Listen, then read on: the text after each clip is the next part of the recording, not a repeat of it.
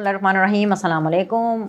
बड़ी इंटरेस्टिंग सूरत हाल है जो कि मैंने आपके साथ शेयर करनी है। इंटरेस्टिंग सूरत हाल क्या है कि आपने ये जुमला बहुत बार सुना होगा कि जब इमरान खान को कैद किया गया, जब उसको अरेस्ट किया गया, ओ भाई इमरान खान हमारी डेडलाइन है और जी अगले जुमे को इमरान खान वापस।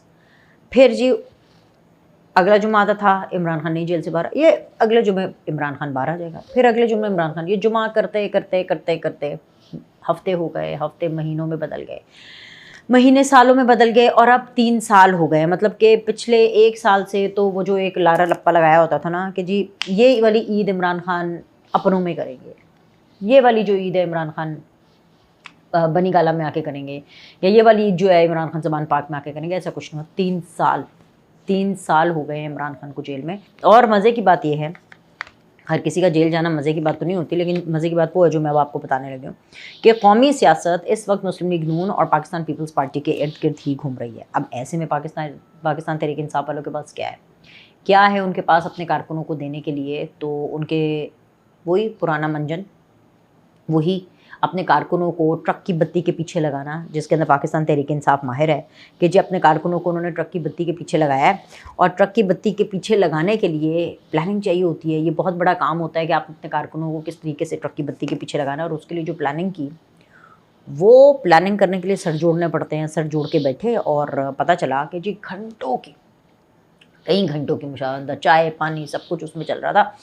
और घंटों की मुशावरत के बाद बस ये फ़ैसला हुआ है कि इमरान खान की क़ैद को 3 बरस पूरे होने पर 5 अगस्त को पेशावर के किसी स्टेडियम में पेशावर के इकट्ठे होंगे और फिर सोचेंगे कि जी इमरान खान को, यानी अपने लीडर को, जेल से बाहर कैसे निकालना है। मतलब 3 बरस बाद भी कोई अक्लमंद वाला बंदा हो तो वो उनसे पूछे कि 3 साल गुजर जाने के बाद भी सिर्फ लाहेम है, आप सर जोड़ कर बैठ करके सिर्फ सोचेंगे कि क्या कर रहे हैं, कि इमरान खान को, अपने लीडर को जेल से बाहर कैसे निकालना है। तो भाई बड़ी सीधी सी बात है, ये तो आपके लीडर के साथ ज्यादती है, ये तो आपके कारकुनों के साथ ज्यादती है, ये तो उस लीडर के साथ ज्यादती है। वो इस उम्मीद के साथ जेल के अंदर गया कि हो भाई मेरी रेड लाइन है। वो तो पूरी प्लानिंग करके गए ना, उनकी तो पूरी प्लानिंग ये थी कि जी जिस दिन इमरान खान अरेस्ट हुआ वो हमारी रेड लाइन है, ये हम फौज पे चढ़ाई कर देंगे, ये हम GHQ पे चढ़ाई कर देंगे, ये हम किसी फौजी को नहीं छोड़ेंगे, ये हम किसी वर्दी वाले को नहीं छोड़ेंगे, चाहे पुलिस हो, चाहे फौज हो, चाहे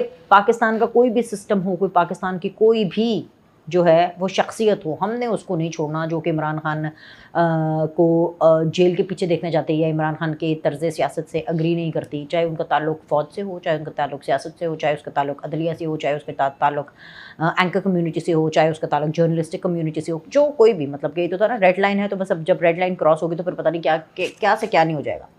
अब इमरान खान को उस उम्मीद पर बैठे हुए कि हाँ जी बाहर मेरे बंदे काम कर रहे हैं बाहर मेरे बंदे काम। अच्छा, वैसे इससे मुझे याद आया, कंपैरिजन तो कोई नहीं बनता, लेकिन फिर भी मुझे याद आया कॉकरोच पार्टी के बारे में। वो कॉकरोच पार्टी जो कि बेसिकली पार्टी नहीं है, इंडिविजुअल स्टूडेंट्स थे, भारत के अंदर पर्चे लीक हो रहे थे और उन्होंने उसके ऊपर एक एहतजाज किया, और एहतजाज करते करते करते करते वो इतना बड़ा हो गया एहतजाज, इतना बड़ा एहतजाज हो गया कि क्या लाठीचार्ज वहाँ पे नहीं रुक रहा, आंसू गैस की शेलिंग भारत में नहीं रुक रही, डंडे सोटियाँ उन स्टूडेंट्स को पढ़ाइयाँ नहीं रुक रहे। और उन्होंने ये नेम अडॉप्ट किया जब उनके ऊपर जो है कोर्ट की तरफ से तनकीद की गई, जब उनको ये कोर्ट किया गया कि ये unemployed youth they are just like cockroach, तो उन्होंने कहा कि यस अल्हम्दुलिल्लाह जी, बिल्कुल जी, ब्रिंग इट ऑन, हम हैं cockroach party. So that cockroach party जो जेंजी की पार्टी है, मतलब जेंजी स्टूडेंट्स हैं वो, जिन्होंने एक कॉज को लेकर के ना सिर्फ एजुकेशन मिनिस्टर के पीछे पड़ गए, बल्कि पूरे नरेंद्र मोदी को सही मानों में सरेंडर करने के लिए मजबूर कर दिया। ऐसे नक्को नक हुई पड़ी है इस टाइम पे मोदी सरकार। ये बात मैं इसलिए कोट कर रही हूँ क्योंकि इसमें कुछ निशानियाँ हैं। इसमें निशानियाँ ये हैं, और इसमें सीखने की बात यह है कि अगर आप हक और सच पे हो ना, और अगर आप किसी चीज़ की नीयत कर लें, तो इनकलाब कैसे आते हैं। बड़ी बड़ी जो बुर्ज हैं आप उनको घुटनों पर कैसे लेकर के आ सकते हैं। आप जो है जो रियासत है उसके ख़िलाफ़ आप कैसे खड़े हो सकते हैं, ये डेडिकेशन, लेकिन उसके लिए आपका सही होना, आपका राइट पर होना बहुत ज़्यादा ज़रूरी है। And this is what the cockroach party, this is what the students of India have said, and it has become massive. अब उसके बिल्कुल बरअक्स अगर आप देखें तो पाकिस्तान के अंदर एक तो सही मानों में कोई ऑपोजिशन है नहीं। PTI के रूप में एक ऑपोजिशन कि एक हल्की सी शमा जली थी, लेकिन वो शमा उन्होंने खुद ही बुझा दी कि जब वो ऑपोजिशन सिर्फ यहाँ से शुरू करके यहाँ पे ख़त्म कर देते कि जी साड़ी मुलाकात कराओ, साडे लीडर नूं रिहा कराओ, साड़ी मुलाकात कराओ, साडे लीडर नूं। उनको कोई इससे गर्ज़ नहीं है कि पाकिस्तान का एजुकेशन सिस्टम क्या कर रहा है, उनको इससे कोई गर्ज़ नहीं है पीटीआई वालों को कि पाकिस्तान का हेल्थ सिस्टम क्या कर रहा है, उनको इससे कोई गर्ज़ नहीं है कि पाकिस्तान के अंदर जमहूरियत है नहीं है, इलेक्शन कहाँ हो रहा है, कैसे हो रहा है। जहाँ इलेक्शन होता है ठक करके बॉयकॉट कर दो, अभी यार हमने नहीं करना, हमने कुछ नहीं करना। उनको उससे कोई फ़र्क नहीं पड़ता कि कायमा कमिटीज़ में क्या हो रहा है, they don't want to go in those committees, लेकिन उसके पर्क्स एंड प्रिविलेजेस वो भरपूर तरीके से एंजॉय करना चाहते हैं। सो ऐसे बस बात करते करते मुझे ये चीज़ याद आई, एंड आई एम श्योर कि जब सारी बात इमरान खान तक पहुँचेगी और उन तक पहुँच रही होगी तो इमरान खान भी कहीं ना कहीं मतलब अपने तकिए में सर दे के रो रहे होंगे कि यार ये कैसे लोग हैं कि 3 साल हो गए हैं मुझे और अभी तक मुझे जेल से निकालने की कोई बात नहीं करी, क्योंकि इमरान खान की खुद की अपनी हरकतें और करतूत तो ऐसे है नहीं कि वो जेल से बाहर निकलेंगे।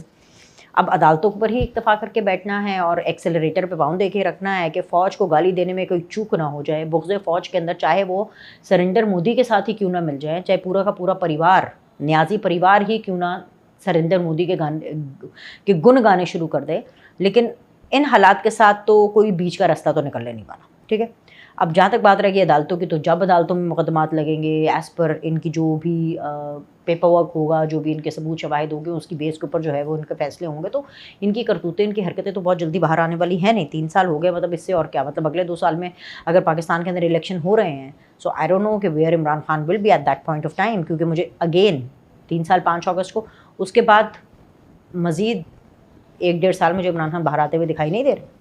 पाकिस्तान की तारीख में होता है कि बड़े इवेंट्स पर बड़े बड़े जो लीडर्स होते हैं उनकी वापसी होती है। नवाज शरीफ की भी वापसी इलेक्शन से बिल्कुल पहले हुई थी, but Nawaz Sharif and Imran Khan, 2 different worlds, 2 different personalities completely. Anyways खैर बात बहुत आगे तक चलेगी। बात आपको सिर्फ ये बताना था कि 3 साल हो गए और अभी तक इनकी पार्टी को कुछ नहीं पता कि इन्होंने क्या करना। खैबर पख्तूनख्वा हुकूमत के जो तर्जुमान हैं उनके मुताबिक यही फैसला हुआ है कि जी 5 अगस्त को पीटीआई अपने ही सूबे में एक क्रिकेट स्टेडियम में पावर शो करेगी और सुहेल आफरीदी साहब आवाम को बताएंगे कि वो 2-3 माह बाद की किसी भी फलां तारीख पर, ठीक है, अपने लीडर की रिहाई के लिए निकलेंगे। अब नाजरीन, हुकूमत को और क्या चाहिए? सुहेल आफरीदी तो अली अमीन गड्डापुर से भी ज़्यादा बेहतर परफॉर्म कर रहे हैं और कोई ऐसा कदम नहीं उठा रहे हैं जिससे वफाकी हुकूमत को कोई मसला हो। क्या वफाकी हुकूमत खुश है सुहेल आफरीदी से? तो इसका जवाब है येस, वफाकी हुकूमत सुहेल आफरीदी से बिल्कुल खुश है, क्योंकि सुहेल आफरीदी निज़ाम रियासत के अंदर कोई खलल नहीं डाल रहे हैं एंड दिस सूट्स द रियासत। लेकिन पीटीआई वाले बिल्कुल कंफर्टेबल नहीं है। पीटीआई के जो कारकुनान हैं वो अपनी पार्टी की आदत के ख़िलाफ़ एक बार फिर सरापा एहतजाज हैं और सवाल कर रहे हैं कि अगर 3 बरस मुकम्मल होने पर भी सिर्फ आइंदा का लाहे अमली देना है तो फिर ये रिहाई फोर्स, रिहाई तहरीक, स्ट्रीट मूवमेंट, तूफ़ानी आगाही, ये दौरों के नाम पर अब तक क्या होता रहा है? सवाल बिल्कुल वैलिड है कि वो कित्थे गई जी वो फोर्सां, वो कित्थे गई वो तहरीकां? पल्ले है ही नहीं, पल्ले नहीं तेला कर दे मेला मेला, ये वाली सूरत हाल है। पल्ले नहीं बंदा ते करना जलसा जलसा है। पेशावर क्रिकेट स्टेडियम में सियासी जलसा, अब ये अपने आप में सुनने में मुझे बड़ा ही खौफनाक लगता है। ये जुल्म लगता है। क्या ये जुल्म नहीं है कि आप अपनी सियासत को खेलों के मैदान तक ले गए हैं? क्या ये किसी भी पार्टी को ज़ेब देता है? मतलब मरीम नवाज़ तो नहीं करती कज़ाफ़ी स्टेडियम के अंदर जलसा, नवाज शरीफ तो नहीं करते कज़ाफ़ी स्टेडियम के अंदर जलसा, बिलावल भुट्टो ने तो नहीं किया कराची क्रिकेट स्टेडियम के अंदर जलसा। ये इन्हीं लोगों को ये तकलीफ़ हुई होती है, ये इन्होंने लुच फ्राई कर रही हैं कि जी क्रिकेट के मैदान के अंदर जी हम जाके जलसा करते। पूरा केपीके इनका है, पूरे केपीके में इनको बस सिर्फ ये क्रिकेट स्टेडियम में मिलता है जिसके अंदर इन्होंने बार बार जो खेल के मैदान है उनको सियासत की नज़र करना और उनको पोलिटिसाइज़ करना है। अच्छा, दूसरी तरफ जी ये लारा लप्पा इन्होंने लगाया हुआ है मौलाना फजल रहमान साहब की पार्टी के साथ। वो क्या नाम है उनका, शफी जहां, वो जी खुद ये बोल रहे हैं कि हाँ हमारे राब्ते हैं मौलाना फजल रहमान के साथ। अब मुझे समझ नहीं आ रही कि इन्होंने मौलाना फजल रहमान से पीटीआई ने क्या निचोड़ लेना है शफी जान के बकौल। अब या पीटीआई ने मौलाना से क्या निचोड़ लेना है या मौलाना साहब ने पीटीआई से क्या निचोड़ लेना है, बिकॉज दोनों ही इस टाइम पर अपने वीक फुटिंग पर हैं। मौलाना साहब की शायद थोड़ी सी जो स्टैंडिंग है वो पीटीआई से थोड़ी सी बेहतर होती, लेकिन जो उन्होंने बयान दे दिया जोशी खिताबत में और फिर उससे रिटर्न भी नहीं किया, उसके बाद तो मतलब मौलाना के हालात और ज़्यादा ख़राब हो गए, फाइलें खुल गई हैं। मतलब वो क्या रात होगी जो मौलाना पर भारी होगी कि मौलाना पर तो मैं अगर ये कहूँ ना कि क़यामत टूट गई है तो कुछ कम नहीं होगा। मतलब कि किसी बड़े घर में बड़े लोगों के साथ कुछ गुफ्तगू हुई और वहाँ से कुछ खबरें पता चली कि जी जो कि मुख्तलिफ़ ज़रियों से रिपोर्ट भी हो रही हैं। अब मेरा अपना तरीका उनको रिपोर्ट करने का, तो मैं कोट अनकोट आपको कुछ चीज़ें बता देती हूँ जो मेरे तक पहुँची हैं, और वो चीज़ें सिंपल ये हैं कि जी मौलाना साहब से रब्ता किया गया, रुजू हुआ, और पता चला कि जी मौलाना साहब क्या इशू क्या है। अभी तक मौलाना साहब ने कसूर वाली तकरीर नहीं की हुई थी। उनसे पूछा गया कि जी मौलाना साहब ने उस वक़्त इस अज़्म का इज़हार किया कि जी वो अफ़गानिस्तान और पाकिस्तान के जो बीच में जो हालात हैं, वो अपना रोल अदा करना चाहते हैं। अच्छा जी, इसके ऊपर जवाब मिला 100 बिस्मिल्लाह, नेकी और पूछ-पूछ, व्हाई नॉट? ठीक है जी, आप सीनियर सियासतदान, आप बिल्कुल अफ़गानिस्तान के हवाले से अपना रोल अदा करें। और आप सबको याद होगा, मुझे बताने की ज़रूरत नहीं है कि मौलाना साहब ने कब अफ़गानिस्तान के दौरे किए। It is on record, it was all reported, और तब उस टाइम पर ये बात भी हो रही थी कि हाँ, जब मौलाना साहब गए हैं तो कोई अच्छी खैर की खबर ही लाएँगे। मौलाना साहब गए, ख़बर भी लाए, लेकिन वो पाकिस्तान के लिए तो खैर की खबर नहीं थी, अफ़गानिस्तान के लिए ज़रूर हो सकती है, क्योंकि वो बेसिकली अफ़गानिस्तान के जो लोग हैं उनकी लाइन टो कर रहे थे। और ख़ैर मैं उनकी जनरल लोगों की भी मैं बात नहीं करूँगी, वो ख़वारिजियों की लाइन टो कर रहे थे, और वो बड़ा उनका प्रो अफ़गान किस्म का पॉइंट ऑफ व्यू था, क्योंकि वो आए वापस तो उन्होंने अफ़गानिस्तान का जो प्रो एक पॉइंट ऑफ व्यू था वो बताया। अगलों ने भी पूछा कि ठीक है जी, अगर आप ये अफ़गानिस्तान का प्रो पॉइंट ऑफ व्यू बता रहे हैं, क्या वहाँ पर आपके कुछ ऐसे लोग हैं जो कि पाकिस्तान का भी पॉइंट ऑफ व्यू बताएंगे, और बताएंगे कि भाई मतलब कि वो क्या, मौला अली का कॉल मुझे अक्सर याद आता है, ऐसे मौक़े पर तो बहुत याद आता है, जिस पर एहसान करो उसके शर से भी डरो। हमारा अफ़गानियों पर एहसान है कि हमने उनको जीने का मौका दिया, हमने उनको तहफ़्फ़ुज़ दिया, we give them space to live, and what are they doing in return? They are killing our jawans. I mean like shame on them, इनको शर्म आनी चाहिए। That's all I can say about them. Anyways खैर, तो जी फिर उसके बाद मौलाना साहब को ये तब हुई कि हुकूमत में कहीं न कहीं इनका हिस्सा होना चाहिए था, क्योंकि मौलाना साहब ये समझते हैं कि वोट ऑफ नो कॉन्फिडेंस जिसके अंदर इमरान खान को निकाला गया, उसमें मौलाना साहब का भी बहुत बड़ा किरदार था। डेफिनेटली तमाम पॉलिटिकल पार्टीज़ का किरदार था, क्योंकि सबके गठजोड़ के बगैर तो ये हो नहीं सकता था। ये तो हर बच्चा जानता है, जिसको ये पता है कि वोट ऑफ नो कॉन्फिडेंस क्या होता है और वो किस तरह से अप्रूव होता है, तो सब जानते हैं कि उसके अंदर सब पॉलिटिकल पार्टीज़ का किरदार था। And not to forget, I would like to mention PDM के टाइम, क्योंकि उस टाइम के ऊपर ये था कि जी रोटेशन के ऊपर प्रेसिडेंसी सबको मिलेगी, कि उसकी जो सदारत है वो जो है किस किस के पास होगी, राइट? तो मौलाना साहब का भी उसमें मतलब पीडीएम के हवाले से भी उसमें भी एक किरदार था, लेकिन मौलाना साहब को ये लगता है कि जी बाकी पॉलिटिकल पार्टी, नून लीग को बड़ा शेयर मिल गया, पीपल्स पार्टी को बहुत बड़ा शेयर मिल गया, यहाँ तक कि वो पीटीआई जिन्होंने 9 मई कर दिया था, फिर उसके बाद 26 नवंबर भी हो गया, और फिर वो पीटीआई जिसने रत्ती भर भी फ़ौज की इज़्ज़त मान नहीं रखी और इस्टेब्लिशमेंट को भर भर गालियाँ भी दी और बददुआएँ भी दी, झूलियाँ उठा उठा के, उसको भी बहुत ठीक ठाक शेयर मिल गया। सो मौलाना साहब वाज़ वेरी अपसेट, मौलाना साहब इज़ वेरी अपसेट, और फिर उसके बाद उन्होंने वो कसूर हो गया, कसूर के अंदर कसूरवार ठहराए गए, और कसूर के अंदर जो फिर उन्होंने कर दिया, उसके बाद फिर लगा कि जी अच्छा ठीक है जी, वो इस अपने बयान को देखेंगे, रेफ़र करेंगे, लाइक यू नो एक नज़र-ए-सानी करेंगे कि अच्छा क्या हो गया। लेकिन फिर उसके बाद बहुत ज़्यादा प्ले अप भी हुआ। अब जब चीज़ें इस नहज पर पहुँच गई, तो फिर जब सवाल किए गए साहिब इक़्तिदार लोगों से, from the people of like you know who are the movers and shakers of Pakistan, तो जब उनसे पूछे गया तो डेफिनेटली वहाँ से भी एक रिएक्शन इस लिहाज से आया कि भाई इन्होंने अफ़गानिस्तान के लिए किरदार का कहा, ठीक है, लेकिन उसमें किरदार कोई खातिर ख़ां नहीं था। So we don't have anything else to offer to him except कि जी ठीक है, ये इलेक्शन लड़े, उनको वोट मिले। अच्छा, फिर जी बलूचिस्तान की हुकूमत मांग रहे थे, केपीके नहीं मिल रहा, तो केपीके के हवाले से तो खैर उन्होंने खुद ही बता दिया कि जी मुझे ये बताया गया कि जी चीफ मिनिस्टरशिप आपको मिलेगी और ये सारा कुछ, तो मैं उस सूबे का वज़ीर आला बन के क्या करूँ, जिसके अंदर पूरा इख्तियार ही मेरे पास नहीं है, यू नो। ये आपको याद है ना कि उन्होंने एक जलसे के अंदर ये बात की थी, उसके ऊपर मैंने एक बाकायदा तौर पर वीडियो भी की है। अच्छा, फिर वो भी एपिसोड हो गया। फिर उसके बाद जी ये तो मौलाना साहब ने नहीं बताया कि जी वो बलूचिस्तान की हुकूमत मांग रहे थे। अच्छा, फिर ये भी मौलाना साहब ने नहीं बताया कि बलूचिस्तान तो चलो छोड़ें, आज़ाद जम्मू एंड कश्मीर के हवाले से वो ये करते हैं कि जी मुझे आज़ाद जम्मू एंड कश्मीर चाहिए, ठीक है।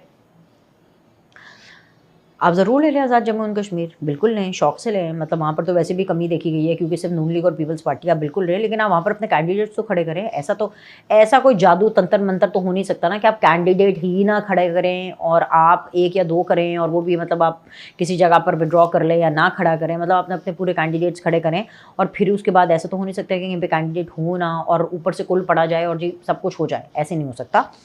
मतलब he was at one point of time heading the Kashmir committee, ठीक है, और उस बेस के ऊपर इनको लगता है कि जी ही डिज़र्व्स आज़ाद जम्मू एंड कश्मीर की गवर्नमेंट, लेकिन उसका एक प्रॉपर एसओपी है जो इनको फॉलो करना है, और वो है election, nominations, election campaign and then voting और ये सारा कुछ इस तरह से नहीं हो सकता। और खैर अगर मैं बता दूँ ऐसा नहीं है, आप भी कहते होंगे जी पाकिस्तान में बड़ा बड़ा कुछ, बिल्कुल होता है, बिल्कुल होता है। इमरान खान को जब कोई नहीं पूछता था, मुशर्रफ साहब का इंटरव्यू ऑन रिकॉर्ड है कि उन्होंने कहा कि जी इमरान खान की कोई सीटें नहीं थी, तो हमने सोचा कि जी इमरान खान अभी नहीं तैयार है।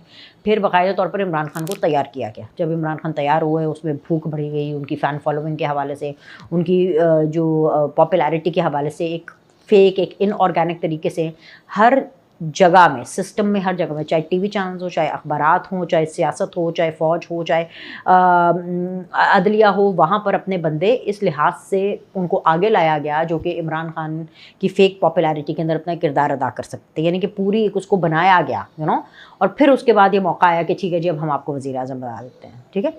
तो द पॉइंट इज़ कि करना पड़ता है, there is nothing like a free lunch in this world. मतलब मौलाना साहब को एफर्ट करनी पड़ेगी, ऐसे तो नहीं होगा कि मुँह से मांगेंगे दे देंगे। फिर ज़ाहिर-सी बात है अगर वो इस तरह की बातें नहीं करेंगे, नॉन कोऑपरेटिव एक एटीट्यूड होगा, एक रिबेल का एटीट्यूड होगा, और अगर वो पीटीआई के नक्शे कदम पे चलना चाहेंगे कि हाँ जी मुझे वो नहीं मिला and like he just want to cry over spilled milk, so फिर तो अगले बंदे भी आपको कहेंगे कि जी आपके ऊपर 1200 कनाल ज़मीन वाली बात है, डीज़ल के परमिट के इल्ज़ाम इनके ऊपर है। साहिबजादा साहब जब वो हाउसिंग के वज़ीर बने तो वो तमाम मामलात हैं।